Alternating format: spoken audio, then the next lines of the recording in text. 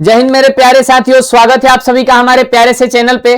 प्यारे साथियों, आज के सेशन में हम लोग सीखने वाले हैं क्लास 10th का ना सबसे महत्वपूर्ण टॉपिक के बारे में हम लोग सीखने वाले हैं, जिसमें हम लोग सीखेंगे कि रासायनिक समीकरण को कैसे संतुलित किया जाता है। ठीक है, तो बिना देर किए चलिए हम लोग देखते हैं कुछ क्वेश्चंस को।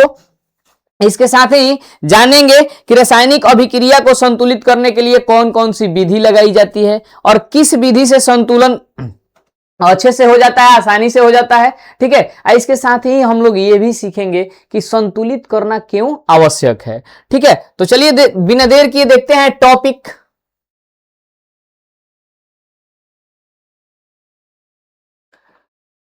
रासायनिक अभिक्रिया को या फिर रासायनिक समीकरण को संतुलित कैसे करें। तो देखिए, संतुलित करना काहे है पहले ये जानना है। किसी भी चीज को ना ये जान लिया जाएगा कि काहे संतुलित किया जाता है, तो हम लोग कैसे करना है इहो सीख जाएंगे। ठीक है, तो देखते हैं संतुलित काहे करना है। तो कौनो भी रासायनिक अभिक्रिया जो होता है ना, कौनो भी रासायनिक अभिक्रिया होता है वो एगो नियम का पालन करता है, एगो नियम का पालन करता है। और वो नियमवा होता है कौन सा नियम भाई, कौन सा नियम? तो नियम होता है द्रव्यमान संरक्षण का नियम, द्रव्यमान संरक्षण का नियम, संरक्षण का नियम, द्रव्यमान संरक्षण के नियम का पालन करता है।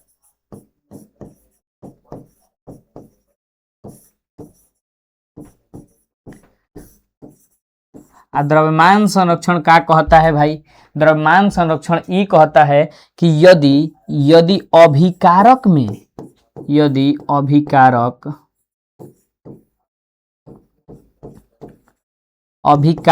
का भार 5 kg है, 5 kg है, तो अभिक्रिया पूर्ण होने के बाद जो हमारा प्रतिफल बनेगा, प्रतिफल का भी भार कितना होगा? 5 kg होगा। चाहे कौनो रासायनिक अभिक्रिया होके, अवक्षेपण होके, संयोजन होके, वियोजन होके, अवकरण होके, ऑक्सीकरण होके, मैटर नहीं करता है। कौनो रासायनिक अभिक्रिया होके, अगर अभिकारक का भार 5 kg है तो वो रासायनिक अभिक्रिया पूर्ण होने के बाद प्रतिफल का भी भार 5 kg होगा। ठीक है, तो चलिए बिना देर किए देखते हैं कुछ क्वेश्चन। अब देखिए, अब कैसे संतुलित करना है। तो संतुलित करने के लिए पहले एगो अनुमान विधि लगाया जाता है। अनुमान विधि में क्या किया जाता है? बहुते सारा विधि है संतुलित करने के लिए ना, बहुते विधि है, विधि जौन है बहुते है। एगो हम लोग करते हैं का अनुमान विधि से संतुलित करते हैं, अनुमान लगा लेते हैं। ठीक है, उस विधि से हम लोग कर लेते हैं, अनुमान विधि से करते हैं। उसके बाद एगो हीट एंड ट्रायल विधि होता है, heat and trial Vidhi, heat करके ट्रायल किया जाता है। ठीक है, हीट एंड ट्रायल विधि से करते हैं। अगिलका विधि जो होता है ना, उस सबसे मुख्य है द्रव्यमान संरक्षण विधि, संरक्षित द्रव्यमान विधि। ठीक बा, दोनों का द्रव्यमान देखते हैं, अणु के संख्या देखते हैं, परमाणु के संख्या देखते हैं और उसको मान को पुट कर देते हैं। हमारा समीकरण क्या हो जाता है? संतुलित हो जाता है। ठीक है, अगिलका हो जाता है। तो इजा से हम लोग देखते हैं कुछ क्वेश्चन। अब देखिए, एगो आपको अभिक्रिया दिख रहा होगा, Fe+H2O अब बना रहा है Fe3O4 प्लस H2। तो देखिए, तो हेने प्रतिफल में Fe कगो है? Fe कगो है भाई? तो 3 गो है। O कगो है? तो O के संख्या 4 गो है। H का संख्या कगो है? 2 गो है। कगो है? 2 गो है। ठीक है, लेकिन अब देखिए, हम कहां देखना है? हमको देखना है अभिकारक में। तो अभिकारक में देखेंगे तो ऑक्सीजन की संख्या 1 है, हाइड्रोजन का संख्या 2 गो है। ठीक है, लोहा के संख्या क गो है? 1 गो है। Fe की संख्या 1 गो है। तो Fe में क्या किया जाए बबुआ कि 3 गो हो जाए। तो 3 से ही जाए गुना अगर हम करवा देते हैं, 3 से गुना करवा देते हैं तो देखिए 3Fe बन गया। ठीक है, अगर 4 से हेजा गुना करवाते हैं तो हाइड्रोजनवा 4 दूनी का 8 हो जाएगा, ऑक्सीजनवा 4 गो हो जाएगा। तो ऑक्सीजन देखिए है 4 गो है, 4 गो ऑक्सीजन है। 4 गो इसको करना ही है, तो 4 गो तो ऑक्सीजनवा हो गया, लेकिन हाइड्रोजनवा 8 गो हो गया। तो 8 गो हाइड्रोजनवा करने के लिए ही अगर 4 से हम गुना करा देते हैं तो हमारा हाइड्रोजन भी 8 गो हो जाएगा। तो जातना हमारा अभिकारक में था उतने प्रतिफल में हो गया, उतने अणु उतने परमाणु प्रतिफल में हो गया। समीकरण हमारा क्या हो गया? संतुलित हो गया।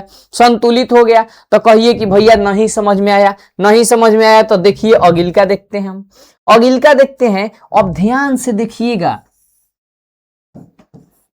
अभिकारक के अणु, अभिकारक के अणु, ठीक है। अभिकारक में अणु एगो हमारा P है, फास्फोरस है, तो P के संख्या कितना है? P के संख्या एगो है।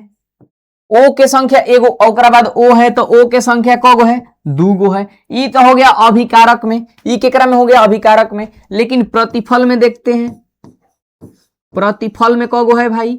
जैसे ही प्रतिफल में आप जाइएगा तो P के संख्या 2 गो हो जाएगा। P के संख्या कगो हो जा रहा है? 2 गो हो जा रहा है। और O के संख्या कगो हो जा रहा है? 5 गो हो जा रहा है। O के संख्या 5 गो, P2O5। तो अब देखिए हेजा से अगर 2 करेंगे, हई तो 2 गो है, कोनो दिक्कत नहीं है, तो इसको हम 2 कर लेंगे तो हई तो 2 हो जाएगा। लेकिन O को कैसे करेंगे तो 2 गो होगा, 5 गो होगा। 2 में का से गुना करिएगा कि 5 होगा, तो 5 नहीं हो पाएगा। तो नहीं हो पाएगा ना, तो हेजा हम अगर 2 लगा देते हैं, हेजा हम 2 लगा देते हैं तो हई 2 दूनी के 4 गो हो जाएगा। तो P के लिए हेजा का लगा देंगे? 4 लगा देंगे, 4 लगा देंगे। आ हेजा नु देखिए तो अब हई 2 गो हो गया, हई 2 गो हो गया, 2 5 10, 2 5 10, तो हेजी को 5 लगा देंगे तो हई हो गया 5 दूनी 10। अब देखिए जब हमारा संतुलित रासायनिक समीकरण होता है ना, हई है ऊपर वाला जो है ना असंतुलित रासायनिक समीकरण है। कैसन है? असंतुलित रासायनिक समीकरण। जो असंतुलित रासायनिक समीकरण होता है ना, असंतुलित रासायनिक समीकरण, इसमें अभिकारक के अणु और प्रतिफल के अणु अलगे अलगे मात्रा, अलगे अलगे संख्या में होते हैं। ठीक है, देखिए हेजा संख्या दिख रहा होगा आपका, P के एगो है, हेजा 2 गो है, अलग अलग हुआ कि नहीं? हेने फास्फोरस 1 kg है, हेने 2 kg हो जा रहा है। समीकरण बैलेंस है? नहीं बैलेंस है। बैलेंस जब हो जाता है, जब कोनो समीकरण बैलेंस हो जाता है तो अभिकारक के अणु यानी कि संतुलित रासायनिक है। नीचे वाला समीकरण हमनी के कैसन है? संतुलित समीकरण। संतुलित समीकरण। संतुलित समीकरण में ना, संतुलित समीकरण में अभिकारक के अणु और प्रतिफल के अणु का संख्या जो होता है ना बराबर हो जाता है, बराबर हो जाता है। तो हम कह सकते हैं कि संतुलित समीकरण किसे कहते हैं?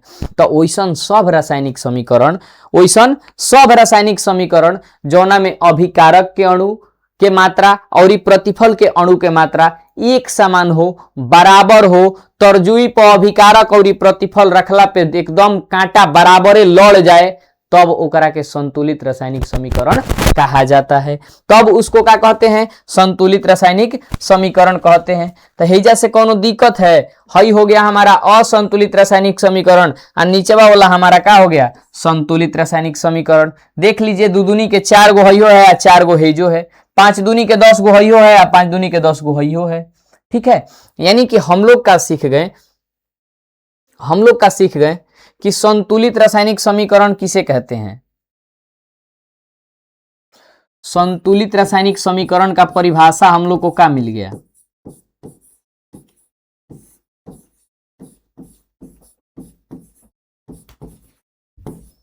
संतुलित रासायनिक समीकरण किसे कहते हैं? समीकरण किसे कहते हैं? तो वैसा रासायनिक समीकरण,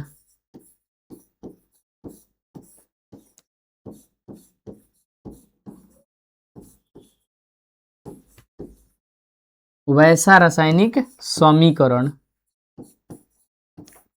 वैसा रासायनिक समीकरण जिसमें अभिकारक के अणु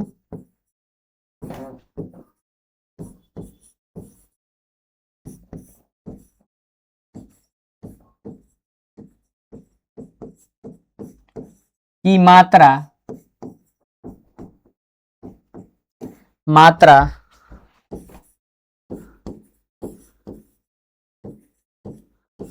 प्रतिफल के अणु के मात्रा के बराबर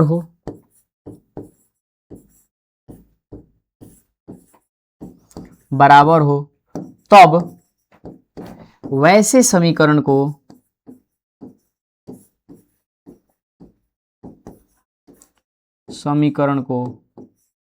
संतुलित समीकरण कहते हैं।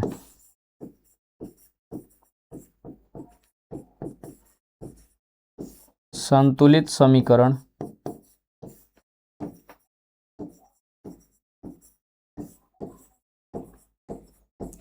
समीकरण कहते हैं। एग्जाम्पल देखिए, एग्जाम्पल देख लीजिए। H2 अब प्लस में O2 ई मिल के बनाता है H2O।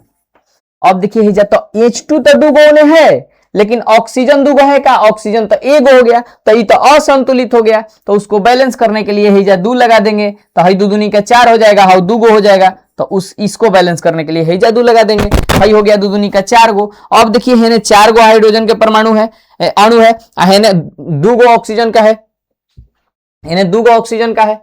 ठीक है, तो देखिए हेने से हई ऑक्सीजन 4 गो, हाइड्रोजन 4 गो, ऑक्सीजन 2 गो, हाइड्रोजन 4 गो और ये ऑक्सीजन 2 गो। ठीक है, उम्मीद करते हैं आपको यहां तक कोनो समीकरण संतुलित करने में कोनो दिक्कत अब नहीं होगा, चाहे वो कोनो समीकरण होके। तो मिलते हैं नेक्स्ट वीडियो में और ज्यादा मोस्ट इंपॉर्टेंट कॉन्सेप्ट के साथ, और ज्यादा मोस्ट इंपॉर्टेंट कंटेंट के साथ। आज खातिर अतने, जय हिंद।